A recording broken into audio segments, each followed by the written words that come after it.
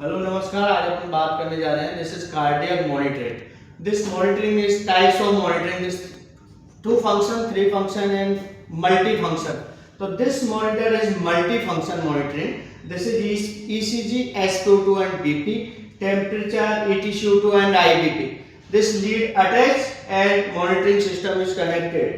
तो यहाँ से हम जो भी मॉनिटर है, यहाँ से ऑन ऑफ का ये बटन है, यहाँ से ऑन करते हैं, इसी से ऑफ करते हैं। ऑफ ऑन करने के बाद में इसको हमेशा चार्जिंग केबल में रखते हैं। जैसे कि यहाँ अगर डिस्कनेक्ट होगा, चार्जिंग पावर नहीं होगी, तो यहाँ बैटरी का अलार्म देता रहेगा। ये जैसे आ रही है ना, बैटरी का सिंबल दिखा रहा है यहाँ। तो ये मान लो जब भी अगर मान लो चार्जिंग पे नहीं है या बैटरी डाउन हो रही है, तो ये सिंबल देगा, तो आप उसको अटैचमेंट चार्जिंग में करिए। ये बैटरी बैकअप में है अभी। इसमें से ये सारे मॉनिटर ये या फिर पैरामीटर आपको दिख रहे हैं, जैसे ECG, SpO2 एंड BP। तो आपको इसमें एक आता है कि जिसमें हम कोई भी लिमिट सेट करनी है। तो आप ECG जब पेशेंट को आप देख रहे हो, तो इसमें पैरामीटर आपको सारे आते रहेंगे। आने के बाद में आपको कोई भी पैरामीटर की लिमिट सेट करनी है। जैसे आपको लग रहा है कि हार्ट रेट मेरे को अपर लिमिट 110, लोअर लिमिट 90, तो आप अपर और लोअर दोनों सेट कर दो। यदि आपको जब भी लिमिट से आउट जाएगा पैरामीटर, तो आपको ये अलार्मिंग मोड पे होगा। जैसे अब आपने 93 आ रही है, इसमें आप टच करोगे तो पता लगेगा this is upper limit 196, lower limit 88। अब आपको लग रहा है कि पेशेंट को मेरे को अपर लिमिट मेरी 110 या 120 से ऊपर नहीं जाना चाहिए, तो आप इसमें लिमिट सेट कर लो। आपने इसमें जैसे मान लो 150 रख दी न्यू बॉर्न के लिए, है ना। 150 से ऊपर जाएगी तब आपको ये अलार्मिंग मोड देगा। आपने लोअर लिमिट आपने 100 सेट कर दी, तो 100 से जैसी पल्स नीचे जाएगी तब भी ये अलार्मिंग मोड देगा। तो जब भी कोई पैरामीटर आपने ये सेट कर दिया, उसके बाद आपका बीपी आ गया। बीपी में आपने अपर लिमिट आपने 110 सेट कर रखी है, लोअर लिमिट 60। तो जो लिमिट आपका टारगेट है वो आप यहाँ सेट कर लो, उसके बाद इसमें होम कर दो। इसके बाद आपका आता है SpO2। SpO2 टारगेट में आपने रख लिया, मान लो अपर लिमिट 95, लोअर लिमिट 90। या किसी पेशेंट का जैसे ARDS का है, लॉन्ग टाइम वेंटिलेशन का है, COPD है ना, या डिस्ट्रेस का है, आपको लग रहा है कि दिस पेशेंट टारगेट हमें 85 से 90 रखना है, तो आप यहाँ 85 सेट कर दो और ऊपर का 95 सेट कर दो। तो इस लिमिट से जैसे अप एंड डाउन जाएगा, तो ये आपको अलार्मिंग मोड देगा।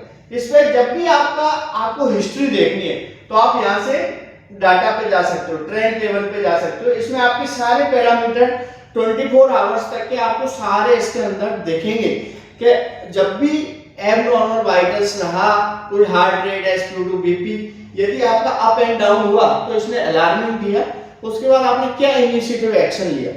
तो ये आपको यहाँ पर आराम से आप पैरामीटर देख सकते हो, कितने बजे, डेट, टाइम, सब कुछ इसके अंदर आता है। इसके बाद यहाँ से आप ये मोड आते हैं इसमें, जैसे कि आपने इसमें आ रहा है अडल्ट, चाइल्ड, न्यूनेटल।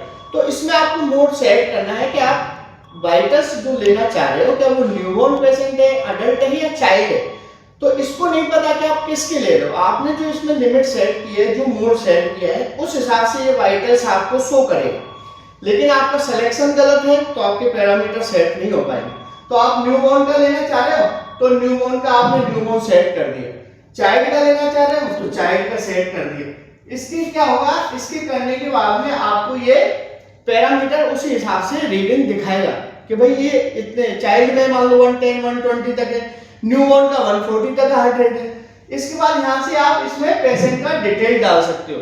डिटेल में जैसे पेशेंट का ID नंबर है, एज है, डेट, टाइम है, ये सारी कुछ आपके अंदर। जब भी आप हाइट वेट डालोगे तो इसका बॉडी सरफेस इंडेक्स इसके अंदर आपका आ जाएगा। तो ये सारे पैरामीटर आप इसमें सेट कर सकते हो। सेट करने के बाद में ये सारी चीज आपको शो करता रहेगा। तो ये लिमिट्स हमारी सेट है। तो this is multi function monitor.